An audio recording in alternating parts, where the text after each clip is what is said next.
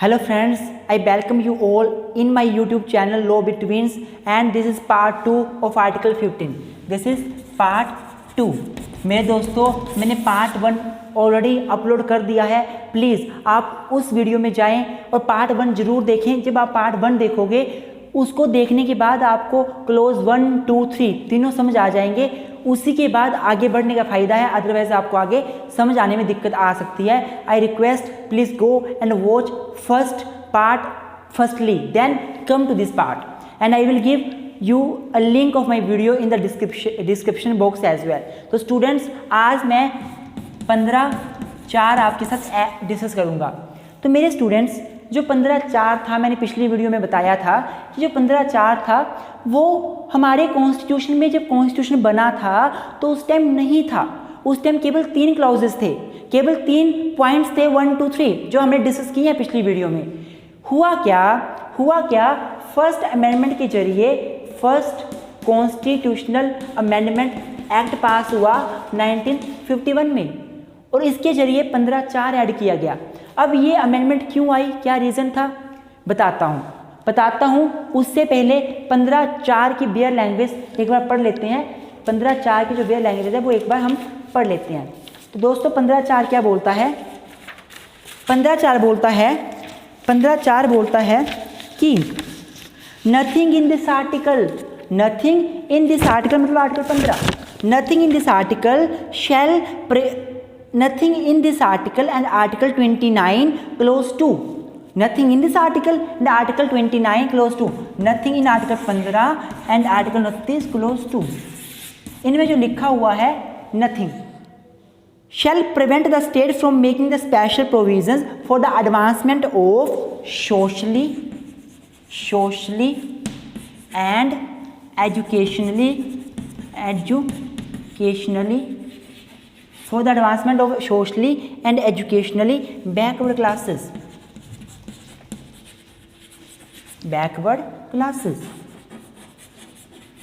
of citizens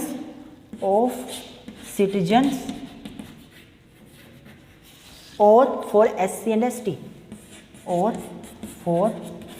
SC and ST देखो मेरे students, मेरे दोस्तों, देखो क्या लिखा हुआ है कि nothing in article 15, nothing in article 29(2), इनमें जो लिखा हुआ है वो स्टेट को नहीं रोकेगा क्या करने से, स्पेशल प्रोविजन बनाने से socially educationally backward classes of citizen के लिए और एससीज के लिए और एसटीज के लिए.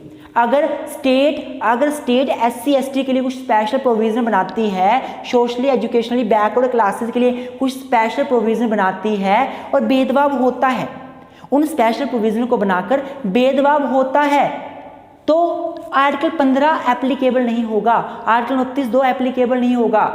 मेरे दोस्तों सिंपल भाषा में मैं आपको बताना चाहूँगा कि 15 बोलता है स्टेट भेदभाव नहीं करेगा, 29(2) बोलता है एडमिशन्स लेने में, कॉलेजेस में एडमिशन्स में, यूनिवर्सिटीज में एडमिशन्स में स्टेट भेदभाव नहीं करेगा on the ground religion, race, caste, ये सारा हमें पता है. आर्टिकल 15 भेदभाव की मनाही करता है, 29(2) भेदभाव की मनाही कोई बात करता है, नहीं करेगा. लेकिन जो 15(4) है उसको पहले अमेंडमेंट के जरिए ऐड किया गया था और इसने बोल दिया कि ये जो आर्टिकल्स हैं वो स्टेट को भेदभाव करने से नहीं रोक सकते, अगर वो भेदभाव सोशली एजुकेशनली बैकवर्ड क्लासेस के बेनिफिट के लिए हो, एससी के बेनिफिट के लिए हो, एसटी के बेनिफिट के लिए हो. ये आर्टिकल 15 का क्लोज 4 बोलता है. मेरे दोस्तों अब मैं आपको बताऊंगा 15 का क्लोज 4 आने के पीछे रीजन क्या था. सबसे पहले 15 क्लोज आने से पहले 3 आर्टिकल थे, 3 क्लोजेस थे 15 के. तो एक केस हुआ था, केस का नाम था Champakam Dorairajan versus state of Madras. क्या केस का नाम था? State of Madras versus state of Madras versus Champakam Dorairajan Champakam Dorairajan 1951 supreme court. एक केस हुआ था, केस का नाम था state of Madras versus Champakam Dorairajan 1951. Clause 4 आने से पहले ये केस हुआ था. हुआ क्या, इस केस में मद्रास की गवर्नमेंट ने एक कॉम्युनल ऑर्डर था जो ब्रिटिश इंडिया के टाइम एप्लीकेबल था 1927 से। 1927 में ब्रिटिश गवर्नमेंट 1927 से एक कॉम्युनल ऑर्डर पास किया था जिसमें रिजर्वेशन दी जाती थी कम्युनिटीज़ को उनके रिलीजन कास्ट के बेस पर एजुकेशन में एडमिशन लेने के लिए, कॉलेजेस में एडमिशन लेने के लिए। तो हुआ क्या कि जो 1927 का कॉम्युनल ऑर्डर था जिसके बेस पर कम्युनिटीज़ को रिजर्वेशन दी जाती थी, कॉलेजेस में मेडिकल इंजीनियरिंग कॉलेजेस में एडमिशन के लिए रिजर्वेशन दी जाती थी रिलीजन रेस के ग्राउंड पर, कास्ट के ग्राउंड पर, उस कॉम्युनल ऑर्डर को 1951 में भी फॉलो किया गया। मैं आपको बताना चाहूँगा हमारा संविधान 26 जनवरी 1950 को लागू हो गया था। संविधान लागू हुआ, इक्वलिटी मिल गई थी सभी को, लिबर्टी मिल गई थी सभी को, हमारे देश में कॉन्स्टिट्यूशन आ गया था। उसके बाद भी 1927 वाले कॉम्युनल ऑर्डर को कॉन्स्टिट्यूशन में इन आर्टिकल्स 15 आर्टिकल्स 14 जो फंडामेंटल राइट्स थे इनकी परवाह ना करते हुए वो कॉम्युनल ऑर्डर ऐड कर दिया गया, कॉम्युनल ऑर्डर लागू कर दिया गया। और उस कॉम्युनल ऑर्डर के अंडर क्या किया गया, स्टेट ऑफ मद्रास ने स्टेट में जो इंजीनियरिंग कॉलेजेस हैं, जो मेडिकल कॉलेजेस हैं, उनमें एडमिशन लेने वाले बच्चों के लिए सीट्स रिजर्व कर दी, सीट्स रिजर्व कर दी। जब सीट रिजर्व करी तो सुप्रीम कोर्ट में केस गया। सुप्रीम कोर्ट में चमकम जयराजन चले गए, Shrimati Chamakam Jayarajan, she went to supreme court on the ground that this step of the government is against the article 15 of Indian constitution. Now we are free, हम independent हैं, हमारा देश आज़ाद हो गया है, हमारा कॉन्स्टिट्यूशन आ गया है, सभी इक्वल हैं, इक्वलिटी आ गई है, लिबर्टी आ गई है। तो ऐसा भेदभाव क्यों, ऐसा भेदभाव क्यों? अभी वो 1927 वाले कॉम्युनल ऑर्डर को क्यों फॉलो किया जा रहा है जो भेदभाव करता है? 15 बोलता है स्टेट भेदभाव नहीं करेगा, कास्ट, क्रीड, सेक्स, रिलीजन इनके बेस पे भेदभाव नहीं करेगा, प्लेस ऑफ बर्थ पे भेदभाव नहीं करेगा। लेकिन इस कॉम्युनल ऑर्डर के जरिए जो गवर्नमेंट ने पास किया, रिजर्वेशन दी, वो तो हमारे देश में भेदभाव कर रहा है और ये अनकॉन्स्टिट्यूशनल ऑर्डर है, इसको नल एंड वॉइड किया जाए। क्योंकि ये आर्टिकल 13 साफ साफ बोलता है कि जो भी फंडामेंटल राइट के अगेंस्ट लॉज होंगे, नोटिफिकेशंस होंगी, उनको ख़त्म कर दिया जाएगा। तो इसको भी ख़त्म करो। सुप्रीम कोर्ट को लगा ये बिल्कुल सही बात है, सुप्रीम कोर्ट को लगा ये बिल्कुल सही बात है, अब हम आज़ाद हो गए हैं, हमारा संविधान आ गया है, इक्वलिटी आ गई है, आर्टिकल 15 आ गया है, तो स्टेट क्यों भेदभाव कर रही है? स्टेट ने बोला, स्टेट ऑफ मद्रास के जो एडवोकेट थे, एडवोकेट जो जर्नल थे, उन्होंने क्या बोला, उन्होंने बोला, अटॉर्नी जनरल ऑफ इंडिया जो थे सुप्रीम कोर्ट में, उन्होंने क्या बोला कि सर, कि सुप्रीम कोर्ट को ये बोला कि हमें जो फंडामेंटल राइट्स मिले हुए हैं ठीक है, लेकिन हमें डायरेक्शंस मिली हुई हैं, स्टेट को डायरेक्शंस मिली हुई हैं, directive principles of the state policy, directive principle of the state policy, जिनको DPSP भी बोलते हैं, चैप्टर 4 में दी गई है। चैप्टर 4 में, चैप्टर 4 जिस चैप्टर 3 जो फंडामेंटल राइट से डील करता है, chapter 4 directive principles of state policy से डील करता है। तो जो directive principle of state policy है उसमें क्या है, उसमें स्टेट्स को डायरेक्शन दी गई हैं, स्टेट्स को डायरेक्शन दी गई हैं कि आपने क्या क्या करना है, स्टेट को एक वेलफेयर स्टेट बनाने के लिए क्या करना है। तो स्टेट ऑफ मद्रास ने बोला कि हमें आर्टिकल 46, जो article 46 directive principle of state policy है, वो हमें डायरेक्शन देता है कि हम SC ST बैकवर्ड लोगों के लिए एजुकेशन में उनको आगे लेकर आएंगे, उनकी एजुकेशन के लिए, एडवांसमेंट के लिए हम प्रोविज़न बनाएंगे, उनमें एजुकेशन उनको मिले इसके लिए प्रोविज़न बनाएंगे। हमें आर्टिकल 46 ये बोलता है, हमें डायरेक्शन देता है। तो इसी डायरेक्शन को फुलफिल करने के लिए हमने ये रिजर्वेशन की पॉलिसी चलाई है, ताकि जिन लोगों को एजुकेशन में जो बैकवर्ड है वो आगे आ सके, उनको रिजर्वेशन मिल सके, वो आगे पढ़ सके। सुप्रीम कोर्ट ने बोला कि अगर कभी भी directive principles and fundamental rights में, कभी भी directive principles and fundamental rights में कन्फ्लिक्ट हो जाता है, कभी भी पार्ट 3 जो कि फंडामेंटल राइट से डील करता है, एंड पार्ट 4 जो डायरेक्टिव प्रिंसिपल के साथ डील करता है, इनमें कभी भी कन्फ्लिक्ट हो जाता है, भेदभाव हो जाता है, तो हम फंडामेंटल राइट्स को मानेंगे। Fundamental rights are justiciable, they are enforceable, person can move to court for protection of fundamental rights, but court person can not move under chapter 4। Chapter 4 का अगर वायलेशन होता है, directive principles of state policy को follow नहीं किया जाता state के जरिए, तो हम सिटीजन कोर्ट में जाकर स्टेट के अगेंस्ट केस नहीं कर सकते। मैं बता रहा हूं आपको, नहीं कर सकते। लेकिन अगर हमारे फंडामेंटल राइट्स का वायलेशन होता है तो हम केस कर सकते हैं। They are enforceable. Article 13 make them enforceable. Article 13 make fundamental right enforceable, but article 13 does not make directive principles enforceable. ये मेयर डायरेक्शंस है स्टेट को, स्टेट फुलफिल कर भी सकता है, अगर नहीं होती है तो ना करे। तो उन्होंने बोला कि हमने आर्टिकल 46 जिसमें बोला गया है SC ST के लिए एडवांसमेंट के लिए, एजुकेशन के लिए हम प्रोविजन बनाएंगे, इसका सहारा लेते हुए हमने रिजर्वेशन दी है। कोर्ट ने बोला कि ये रिजर्वेशन गलत है, ये रिजर्वेशन गलत है। कोर्ट ने रिजर्वेशन का ऑर्डर स्टक डाउन कर दिया, खत्म कर दिया, वाइड कर दिया, जीरो कर दिया।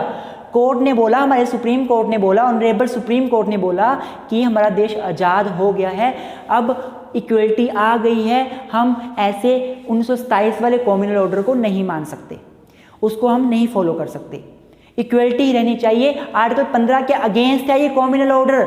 उसमें बोला गया है religion, race, caste, place of birth के आधार पर भेदभाव नहीं कर सकते, पर आप कर रहे हो, ये गलत है, ये गलत है। मेरे दोस्तों, मैं आपको बताना चाहूँगा, सुप्रीम कोर्ट ने आर्टिकल 46 वाला जो उनकी कंटेंशन थी उसको भी ख़त्म कर दिया, रिजेक्ट कर दिया, और सुप्रीम कोर्ट ने ये बोला कि ये जो ऑर्डर पास हुआ है ये गलत है, और इसमें क्या हुआ, इसमें गवर्नमेंट हार गई। गवर्नमेंट क्या हो गई, हार गई, गवर्नमेंट लॉस द केस। तो क्या हुआ, गवर्नमेंट को केस हारना पड़ा। लेकिन मेरे दोस्तों, मैं आपको बताना चाहता हूँ गवर्नमेंट कहाँ मानने वाली थी। लेकिन मेरे दोस्तों, मैं आपको बताना चाहता हूँ गवर्नमेंट कहाँ मानने वाली थी। गवर्नमेंट ने क्या किया, इस जजमेंट को ख़त्म करने के लिए, इस जजमेंट के इफ़ेक्ट को ख़त्म करने के लिए कॉन्स्टिट्यूशन में ही अमेंडमेंट कर डाली। हमारी गवर्नमेंट ने, हमारी पार्लियामेंट ने क्या किया, पहला अमेंडमेंट लाया 1951 में। इस अमेंडमेंट के जरिए 15(4) ऐड किया और बोला कि ना तो आर्टिकल 15 रोकेगा स्टेट को, ना 29(2) रोकेगा स्टेट को। Socially educationally backward classes and SC ST के लिए स्पेशल प्रोविज़न बनाने के लिए। अर्थात जो चमकम राजन वाली केस में जजमेंट थी सुप्रीम कोर्ट की, जिसमें सुप्रीम कोर्ट ने बोला था कि आप रिजर्वेशन नहीं दे सकते, उस ऑर्डर को, उस जजमेंट को ख़त्म करने के लिए, उसके प्रभाव को ख़त्म करने के लिए, इफेक्ट को ख़त्म करने के लिए ये 15(4) हमारे कॉन्स्टिट्यूशन में ऐड किया गया। और अब इस 15(4) की वजह से, इस 15(4) के होने की वजह से हमारे देश में पार्लियामेंट जो है वो सोशली एजुकेशनली बैकवर्ड क्लासेस को और SC ST को रिजर्वेशन देती है, दे सकती है, क्योंकि 15(4) जो है वो ये बोलता है कि ऐसा किया जा सकता है। तो ये था 15(4) आने के पीछे एक महत्वपूर्ण रीज़न, 15(4) क्यों ऐड किया गया। पहले तो 3 ही क्लोज थे, 15(4) पहले अमेंडमेंट में क्यों आया, तो चमकम राजन के केस के डिसीजन को ख़त्म करने के लिए आया था। दोस्तों, अब 15(4) ऐड हो गया था, स्टेट रिजर्वेशन दे सकती थी विदाउट एनी रेस्ट्रिक्शन। तो बहुत से स्टेट्स ने बहुत सारी रिजर्वेशन दी। 1963 में स्टेट ऑफ मैसूर ने 68% रिजर्वेशन दी डाली, 68% रिजर्वेशन दे डाली। तो उस रिजर्वेशन की वजह से सुप्रीम कोर्ट में एक केस गया। केस का नाम था M.R. Balaji versus state of Mysore, state of Mysore 1963। क्या हुआ, M.R. Balaji versus state of Mysore के केस में क्या हुआ था कि इस केस में मैसूर गवर्नमेंट ने क्या किया था 68% रिजर्वेशन दी थी, बैकवर्ड, मोर बैकवर्ड, SC ST सभी को रिजर्वेशन दी थी। 68% रिजर्वेशन पहुंच गई थी। तो सुप्रीम कोर्ट में केस गया कि इतनी रिजर्वेशन कैसे दी जा सकती है। तो सुप्रीम कोर्ट ने बोला कि 15(4) जो है it is an enabling provisions only. 15(4) is only an enabling provision which enable the state to make special provisions for SC, ST or socially educationally backward classes. It is not a binding provision. It is not a compulsory provision. It is not a duty binding provision. ये state के ऊपर duty नहीं impose करता कि उन्होंने reservation देनी ही देनी है। ये कोई ड्यूटी देने वाला आर्टिकल नहीं है, ये अनेबलिंग आर्टिकल है। अनेबल करता है स्टेट को, स्टेट ऐसा कर सकती है, पर ना भी करे तो कोई दिक्कत नहीं है। स्टेट तभी करेगी जब ऐसा होगा कि सोशली एजुकेशनली बैकवर्ड क्लासेस होंगी। अगर वो बैकवर्ड नहीं है तो स्टेट ना करे। इतनी ज़्यादा रिजर्वेशन नहीं दी जा सकती। इस केस में बोला गया था कि रिजर्वेशन 50% से ऊपर नहीं दी जा सकती। इस केस में सबसे पहली बार बोला गया था रिजर्वेशन 50% से ऊपर नहीं दी जा सकती। और जो 15(4) है वो केवल एक अनेबलिंग प्रोविज़न है, वो स्टेट को अनेबल करता है कि वो ऐसा कर सकती है, रिजर्वेशन दे सकती है, पर ड्यूटी नहीं बाउंड करता। ये एक एक्सक्लूसिव प्रोविज़न नहीं है, नॉट एन एक्सक्लूसिव प्रोविज़न। ये कोई एक्सक्लूसिव प्रोविज़न नहीं है। तो मेरे दोस्तों, उसके बाद क्या हुआ, सुप्रीम कोर्ट के पास बहुत सारे केसेस में ये क्वेश्चन उठा कि जो आर्टिकल 15 के क्लोज 4 में socially and educationally backward classes का जो टर्म यूज़ किया है, तो क्या कास्ट के बेस पर हम रिजर्वेशन दे सकते हैं? Can caste be a sole criteria to decide that particular community और particular caste is a socially educationally backward? तो जो word socially educationally backward use हुआ है, तो क्या एक कास्ट के बेस में हम बोल सकते हैं कि ये कास्ट है इसलिए ये पर्सन सोशली एजुकेशनली बैकवर्ड होगा, इसकी ये कास्ट है तो ये बैकवर्ड होगा, इसकी ये कास्ट है तो ये नहीं होगा? क्या कास्ट भी सोल क्राइटेरिया? तो बहुत सारे केसेस सुप्रीम कोर्ट के सामने आए। तो सबसे पहले एक लैंडमार्क केस जो हर बार आपको देखने को मिलेगा, that is M.R. Balaji versus state of Mysore 1963।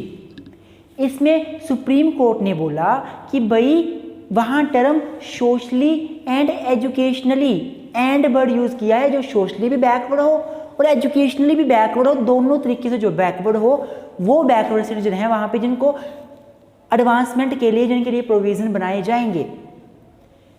लेकिन जो कास्ट है, it can not be a sole criteria to decide the backwardness of person. M.R. Balaji ने बोला कि caste is not a sole criteria. Caste के बेस पर आप ये डिसाइड नहीं कर सकते कि ये बंदा सोशली एंड एजुकेशनली बैकवर्ड होगा या नहीं। You can not decide on the basis of cast.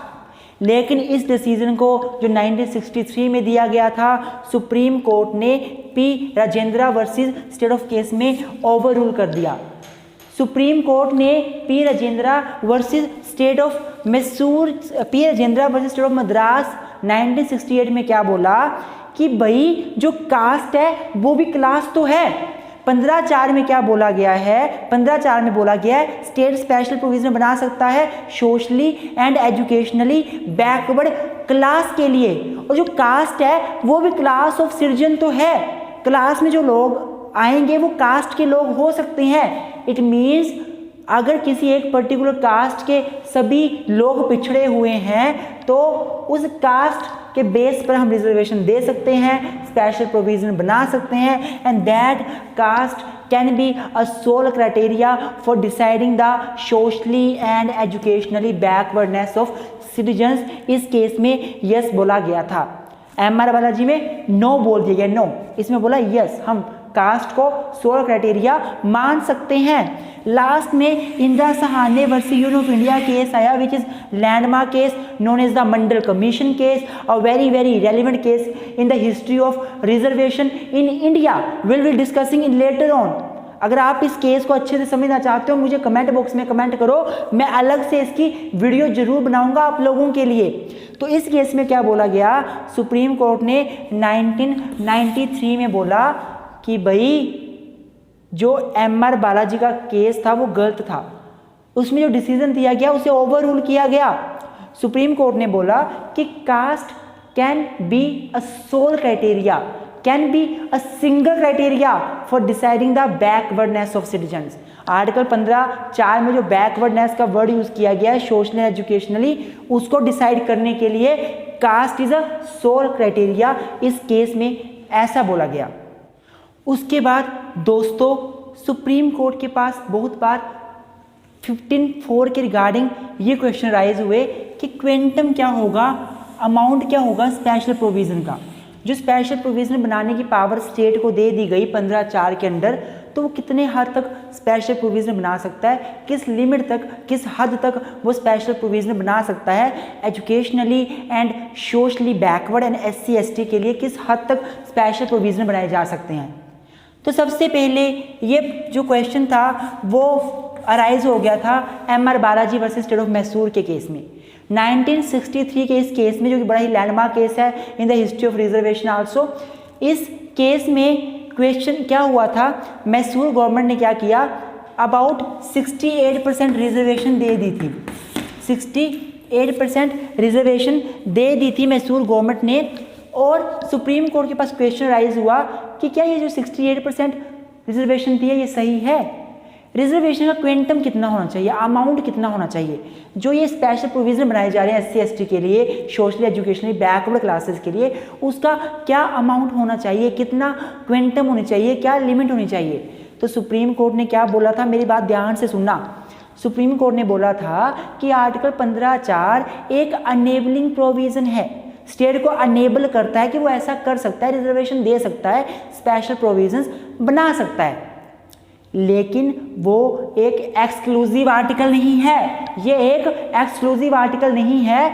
और reservation in all cases can be given up to the limit of 50%।